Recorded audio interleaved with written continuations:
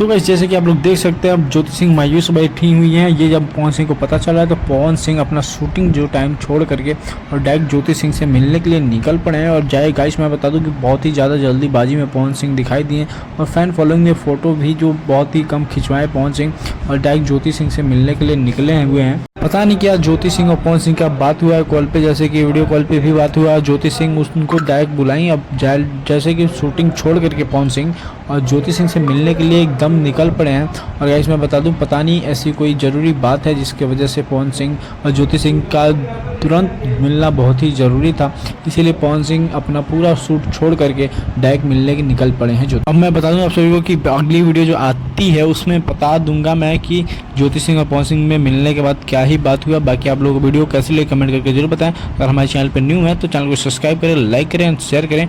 बाकी दोस्तों अपना प्यार जरूर इस चैनल पर बना के रखिए। Thank you for watching and bye bye.